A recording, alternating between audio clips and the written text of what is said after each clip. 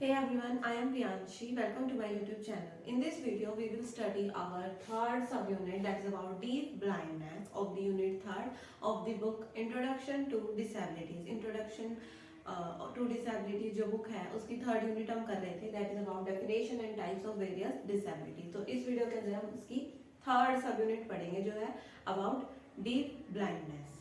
तो deaf blindness होता क्या है, उसके types क्या क्या है वो हम इस वीडियो में पढ़ेंगे. तो deaf blindness impairment in both hearing and vision.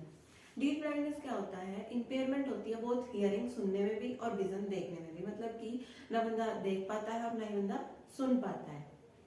Multiplicative affect on affected individual. Deaf blindness का जो होता है एक मल्टीप्लिकेटिव अफेक्ट होता है अफेक्टेड इंडिविजुअल के ऊपर, मतलब जिस बंदे को डीफ ब्लाइंडनेस है उसका जो अफेक्ट होता है इस डिसेबिलिटी की वजह से वो बहुत ज्यादा मल्टीप्लिकेटिव होता है, मतलब कि एडिटिव नहीं होता कि डीफ भी नहीं है, डीफ है और ब्लाइंडनेस उसको प्लस करने की वजह उसको मल्टीप्लाई अगर हम करें तो इस तरह के मतलब बहुत ज्यादा इफेक्ट पड़ता है उसके ऊपर.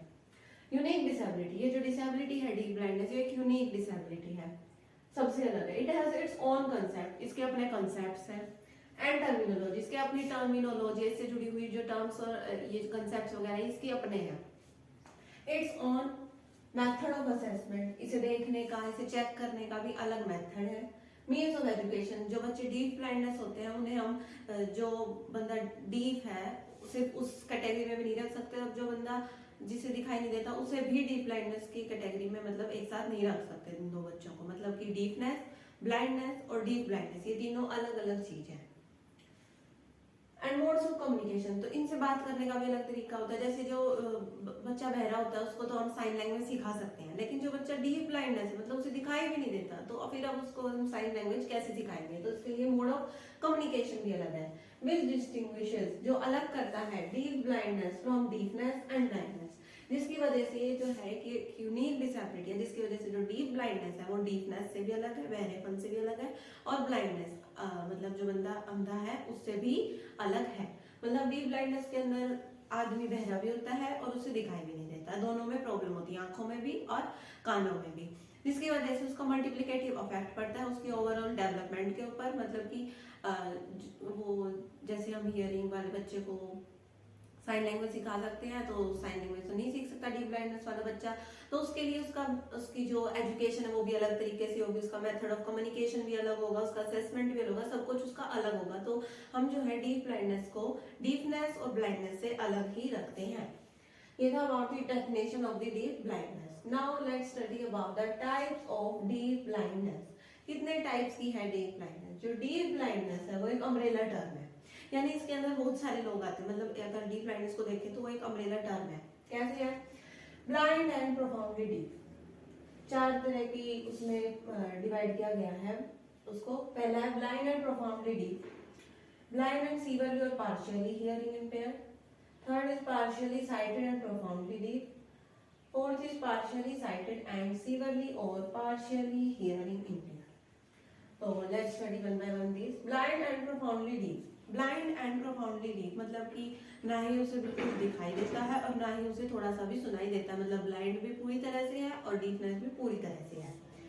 बोर्न, अच्छा इसके अंदर भी चार कैटेगरीज हो सकती हैं. या तो वो बोर्न डीफ, मतलब बोर्न डीफ एंड ब्लाइंड, मतलब पैदा ही डीफ और ब्लाइंड हुआ हो, या फिर ये भी हो सकता है कि वो पैदा अंधा हुआ हो लेकिन थोड़े दिनों के बाद वो बिल्कुल डीफ हो गया हो, या फिर वो पैदा डीफ हुआ हो लेकिन फिर बाद में अंधा हो गया हो, या फिर वो पैदा बिल्कुल ठीक हुआ हो बच्चा लेकिन फिर बाद में कुछ एक्सीडेंट हो गया, कोई बीमारी हो गई जिसकी वजह से वो अंधा भी हो गया और बहरा भी हो गया. तो ये चार तरह की चीजें हम कर सकते हैं इसके अंदर.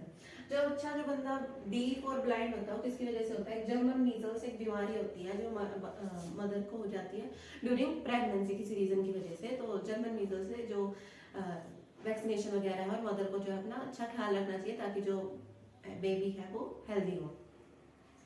Next is blind and severely और पार्शियली हियरिंग इम्पेयर्ड, मतलब कि ब्लाइंड तो पूरी तरह से बिल्कुल भी नहीं दिखाई दे रहा है, लेकिन सीवरली और पार्शियली हियरिंग इम्पेयर्ड, लेकिन जो उसकी सुनने की क्षमता है वो सीवरली या फिर पार्शियली कुछ इम्पेयर्ड, मतलब कुछ सुनाई सकता है कुछ नहीं सुन सकता है.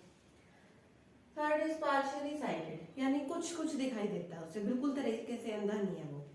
एंड प्रोफाउंडली डीफ, लेकिन बहरा पूरी तरीके से, मतलब सुनाई कुछ नहीं देता, लेकिन कुछ कुछ चीजें उसे दिखाई देती हैं उसका। भाई जैसे हमने अभी पिछली वीडियोस में पढ़ा था कि भाई ब्लाइंडनेस की इतनी कैटेगरी होती है, डीपनेस इतना इतना होता है, तो उससे हम पार्शियली साइटेड या बोल सकते हैं।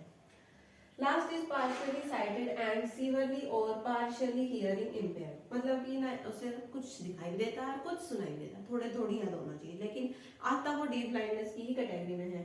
उसको दिखाई भी कुछ देता है और सुनाई भी कुछ, मतलब थोड़ी चीजें थोड़े प्रोपोर्शन में सुनाई देता है।